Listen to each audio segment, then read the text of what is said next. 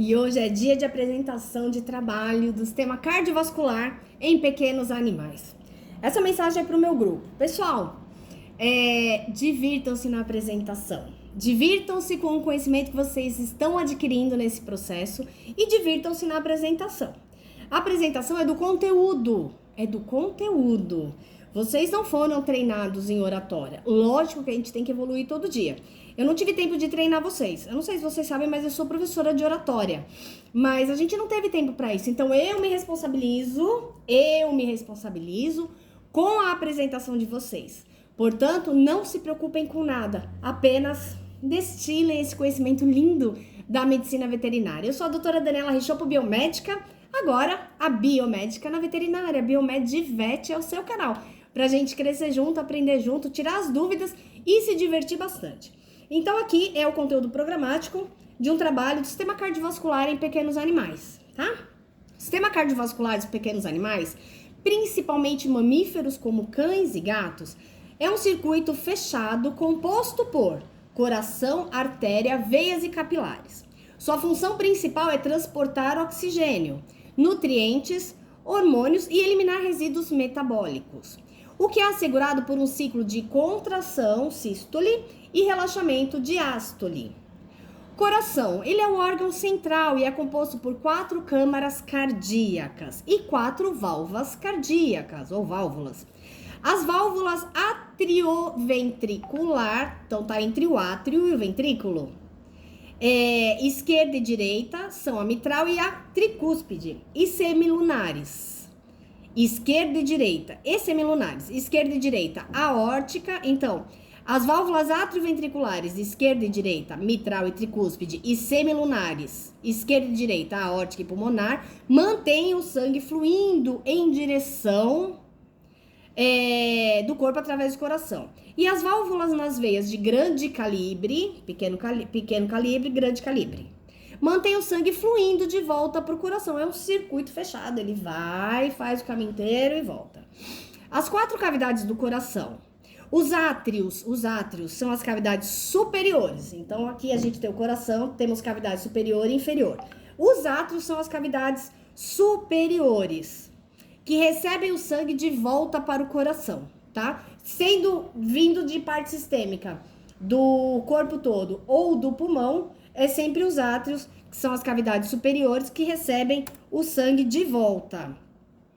E enquanto os ventrículos são as cavidades inferiores, que bombeiam o sangue para fora do coração. Então, átrio, ventrículo.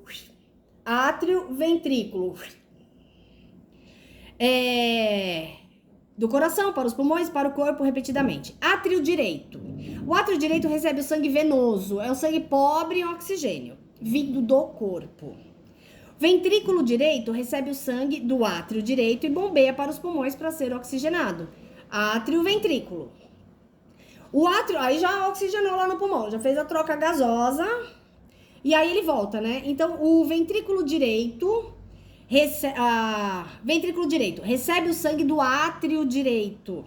Então, átrio direito recebe e bombeia para os pulmões para ser oxigenado. Ventrículo esquerdo recebe o sangue do átrio esquerdo e bombeia para o resto do corpo.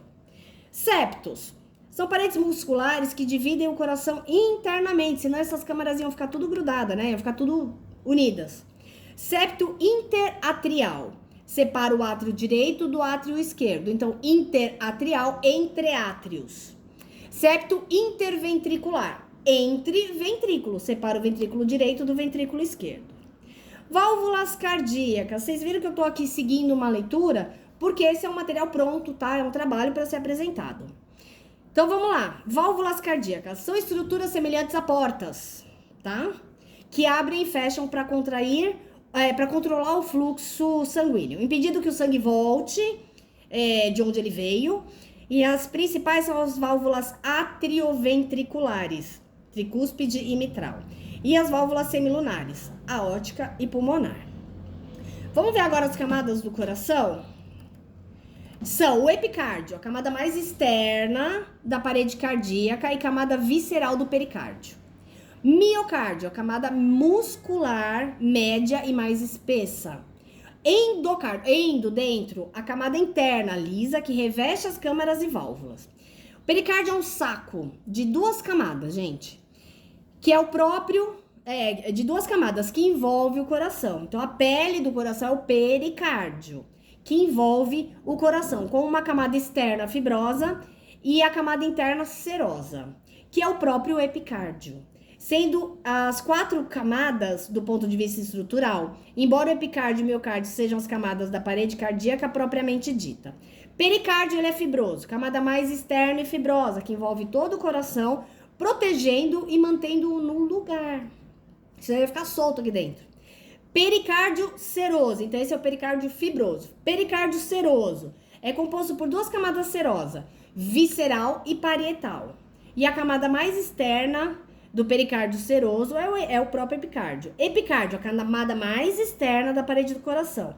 É a camada visceral do pericárdio. Miocárdio, a camada média e mais espessa, composta por músculos cardíacos, responsável pela contração do coração e para bombear o sangue.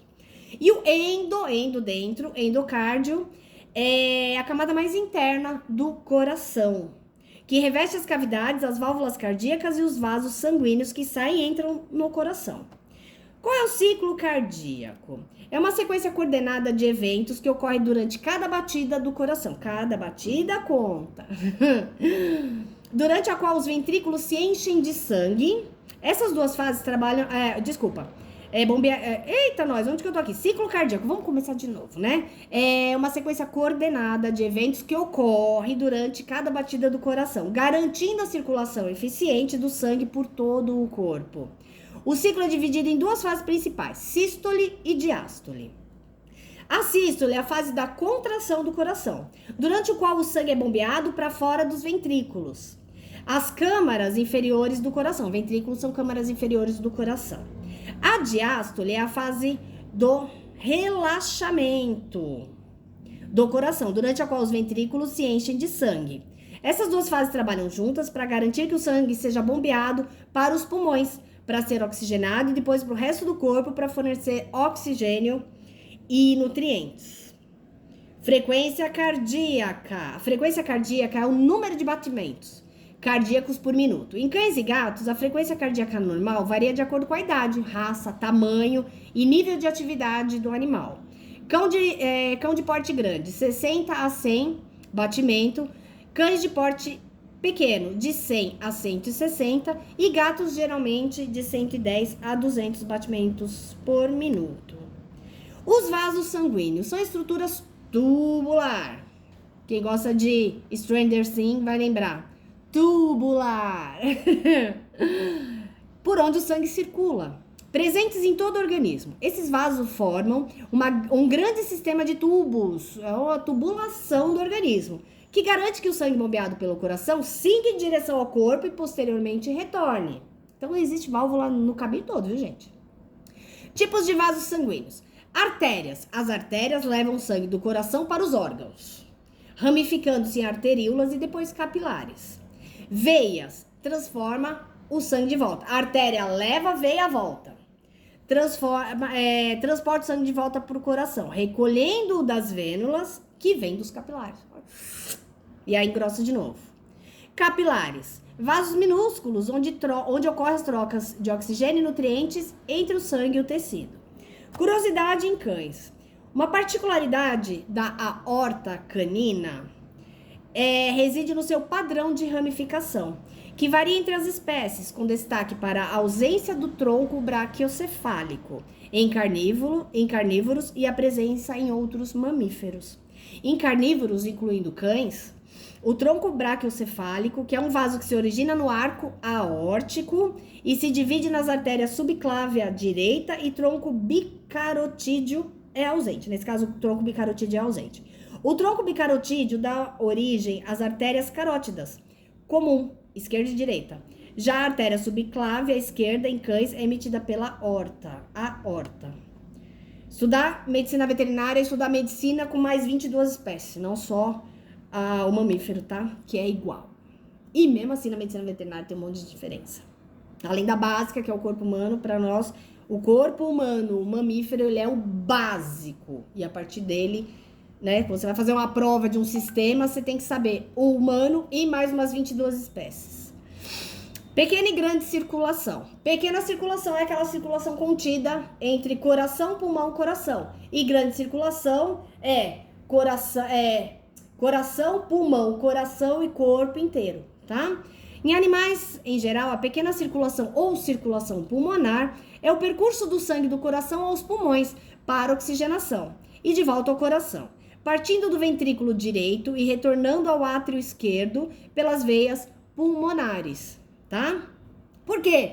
É até estranho falar assim, né? Quer ver? Partindo do ventrículo direito. Na verdade, o sangue foi recebido no átrio, foi pro ventrículo direito, que foi impulsionado para ir pro outro lado, e ele volta pelo átrio, foi pro pulmão, volta pro átrio, vai pro ventrículo, que dá aquele impulsionamento para ir pro corpo inteiro. A grande, partindo do ventrículo, retornando ao átrio esquerdo pelas veias pulmonares, tá? A grande circulação ou sistêmica é o trajeto do sangue do coração a todo o corpo e de volta ao coração. Começando no ventrículo esquerdo, passando pela aorta. Você viu, ele sempre fala começando pelo ventrículo esquerdo, porque ele já veio pelo átrio e desceu pro ventrículo esquerdo para poder bombear.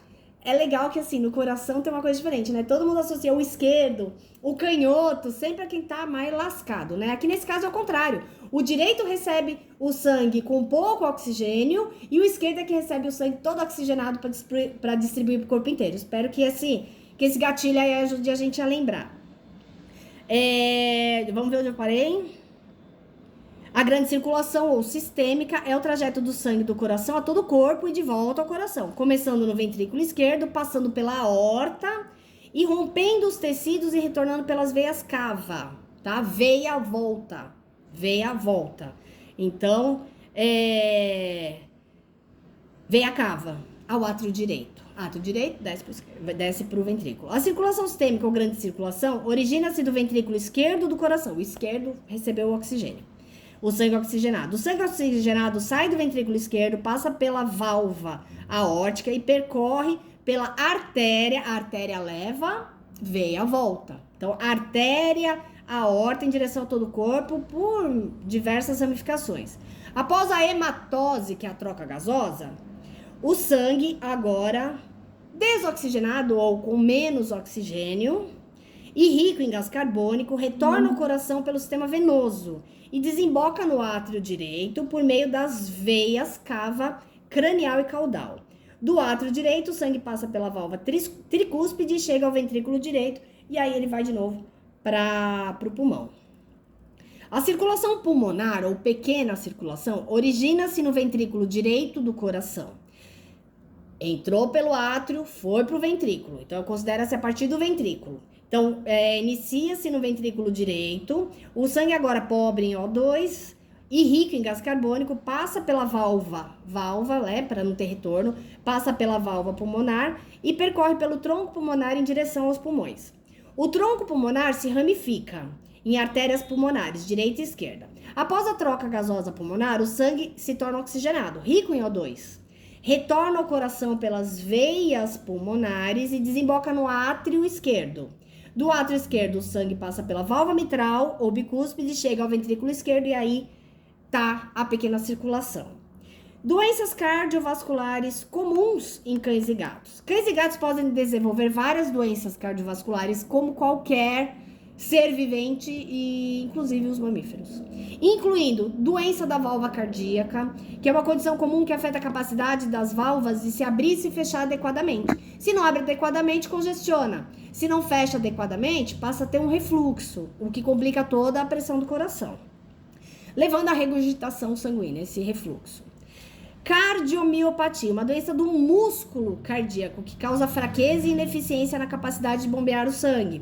Há vários tipos de cardiomiopatia, incluindo cardiomiopatia dilatada, hipertrófica, restritiva, hipertensão. Sim, os animais também são hipertensos, podem se tornar hipertensos. Pressão arterial alta, que pode danificar os vasos sanguíneos e o coração.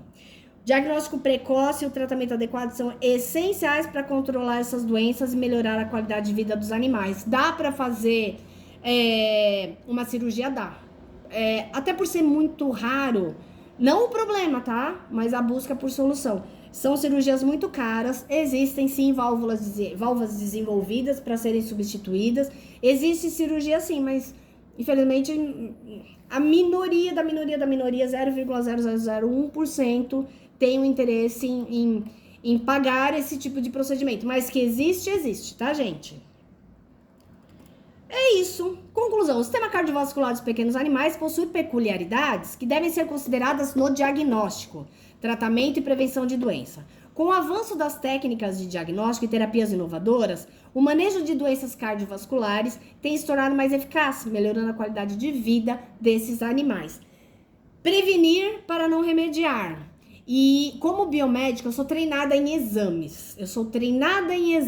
Né? Identificar o corpo através de exames.